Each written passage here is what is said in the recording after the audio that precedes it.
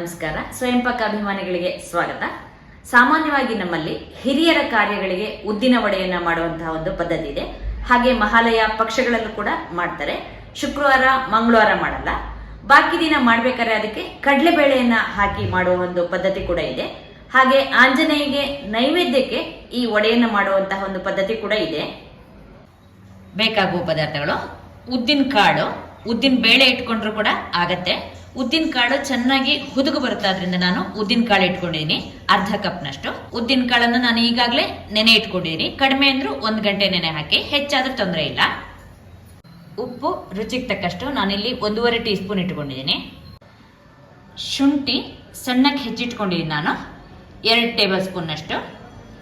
ತೆಂಗಿನಕಾಯಿ ಹೆಚ್ಚಿದ್ದು ಸಣ್ಣಕ್ಕೆ 2 ಟೇಬಲ್ ಸ್ಪೂನು. ಹಸಿಮೆಣಸಿನಕಾಯಿ 6 ಹಸಿಮೆಣಸಿನಕಾಯಿ ಹೆಚ್ಚಿಟ್ಕೊಂಡಿದ್ದೀನಿ. ನೀವು ನಿಮ್ಮ ಅಪೇಕ್ಷೆ ಮೇಲೆ ನೀವು ಎಷ್ಟು ಬೇಕೋ ಅಷ್ಟು ಹೆಚ್ಕೋಬಹುದು.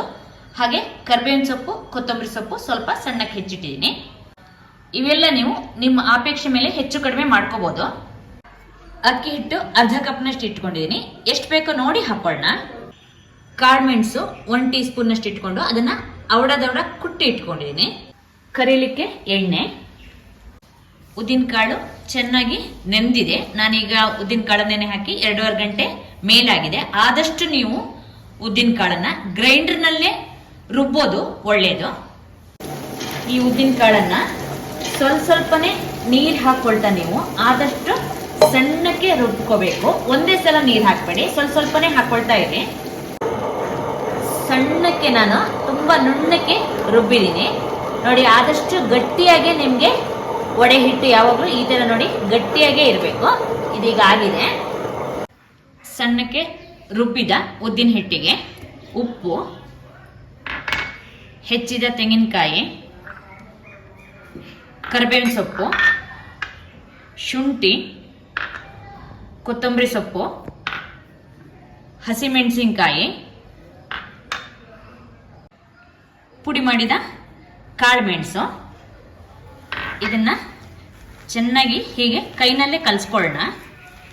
ಈಗ ಇದಕ್ಕೆ 1/4 ಕಪ್ನಷ್ಟು ಅಕ್ಕಿ ಹಿಟ್ಟು ಹಾಕಿದ್ದೀನಿ. ಕಲಿಸ್ಕೊಂಡು ನೋಡಿ ಮತ್ತೆ ಬೇಕಂದ್ರೆ ಹಾಕೊಳ್ಳೋಣ. ಈಗ ನೋಡಿ ವಡೆ ಹಿಟ್ಟು ಈ ಹದದಲ್ಲಿದೆ. ಅಕ್ಕಿ ಹಿಟ್ಟು ಹಾಕೋದ್ರಿಂದ ವಡೆ ಗರಿ ಗರಿಯಾಗಿ ಬರುತ್ತೆ. ಹಾಗೆ ಎಣ್ಣೆ ಕೂಡ ಸ್ವಲ್ಪ ಕಡಿಮೆ ಕುಡಿಯುತ್ತೆ. ಎಣ್ಣೆ ಕಾಯ್ಲಿಕ್ಕಿಡಿ. ಎಣ್ಣೆ ಕಾದಿದೆ ನೋಡ್ಲಿಕ್ಕೆ. ಸ್ವಲ್ಪ ಹಿಟ್ಟನ್ನು ಹಾಕ್ತಾ ಇದ್ದೀನಿ. ಎಣ್ಣೆ ಕಾದಿದೆ. ಕೈಗೆ ನೀವು ಸ್ವಲ್ಪ ಹೀಗೆ ನೀರನ್ನ ಮುಟ್ಟಿಸ್ಕೋತಾ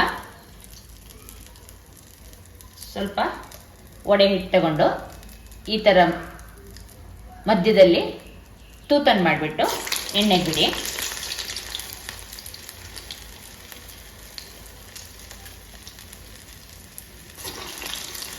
ಸ್ವಲ್ಪ ನೀರು ಮುಟ್ಟಿಸ್ಕೋತಾನೆ ನೀವು ಈ ಹಿಟ್ಟನ್ನ ತಗೊಂಡ್ರೆ ನಿಮಗೆ ಹೀಗೆ ತೂತ ಮಾಡಲಿಕ್ಕೆ ಅನುಕೂಲವಾಗುತ್ತೆ.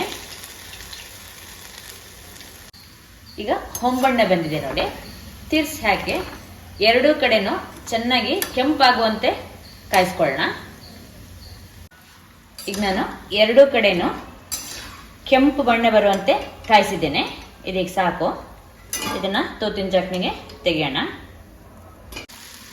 ಇದೇ ತರ ನೀವು ಉಳಿದ ವಡೆಗಳನ್ನು ಕೂಡ ಮಾಡ್ಕೊಳ್ಳಿ. ಪ್ರತಿ ಸಲ ನೀವು ಕೈಗೆ ಸ್ವಲ್ಪ ನೀರು ಮುಟ್ಟಿಸ್ಕೊಂಡ್ರೆ ನಿಮಗೆ ವಡೆಗೆ ಹೀಗೆ ತೂತ್ ಮಾಡಿ ಬಿಡಲಿಕ್ಕೆ ಅನುಕೂಲ ಆಗುತ್ತೆ. ಮೀಡಿಯಂ ಹೈ ಊರಿನಲ್ಲೇ ಇಟ್ಟು ಬೇಯಿಸಿ. ಎಷ್ಟು ಹಿಡಿಸುತ್ತೋ ಅಷ್ಟು ಎಣ್ಣೆಗೆ ಹಾಕಿ ನೋಡಿ. ಒಂದನ್ನ ಬಿಡಿಸಿ ತೋರಿಸ್ತೀನಿ ನೋಡಿ. ಒಳಗೆ ಚೆನ್ನಾಗಿ ಬೆಂದಿದೆ, ಹಾಗೆ ಗರಿ ಗರಿಯಾಗಿ ಕೂಡ ಬಂದಿದೆ. 30 ವಡೆಗಳಷ್ಟನ್ನ ಮಾಡ್ಕೊಂಡಿದ್ದೀನಿ ನಾನು. ಎಣ್ಣೆ ಕೂಡ ನೋಡಿ ನಿಮಗೆ 30 ವಡೆ ಮಾಡಿದ್ರು ಕೂಡ ಹೆಚ್ಚು ಕುಡ್ದಿಲ್ಲ. ಸ್ವಲ್ಪ ಹಿಟ್ಟು ಕೂಡ ಉಳ್ಕೊಂಡಿದೆ. ಈ ಉಳಿದ ಹಿಟ್ಟಿಗೆ ನೀವು ಅಕ್ಕಿನ ನೆನೆ ಹಾಕಿ ರುಬ್ಬಿಬಿಟ್ಟು ದೋಸೆ ಮಾಡ್ಕೋಬಹುದು. ಉದ್ದಿನ ಕಾಳನ್ನು ನಾನು ಅರ್ಧ ಕಪ್ನಷ್ಟು ಹಾಕಿದೆ. ನಿಮ್ಗೆ ಅರ್ಧ ಕಪ್ಗಿಂತ ಕಡಿಮೆ ಹಾಕಿದ್ರೆ ಗ್ರೈಂಡರ್ನಲ್ಲಿ ಚೆನ್ನಾಗಿ ರುಬ್ಬಕ್ಕಾಗಲ್ಲ. ಆದ್ರಿಂದ ಜಾಸ್ತಿ ಹಾಕಿದ್ದೆ ನಾನು. ನೋಡಿದ್ರಲ್ವಾ ಉದ್ದಿನ ವಡೆಯನ್ನ ಹೇಗೆ ಮಾಡೋದು ಅಂತ ಹೇಳಿ. ನೀವು ಕೂಡ ನಿಮ್ಮ ಮನೆಯಲ್ಲಿ ಈ ವಡೆಯನ್ನು ಮಾಡಿಬಿಟ್ಟು ನಿಮ್ಮ ಅಭಿಪ್ರಾಯ ನಮ್ಗೆ ತಿಳಿಸಿ. ನಮಸ್ಕಾರ.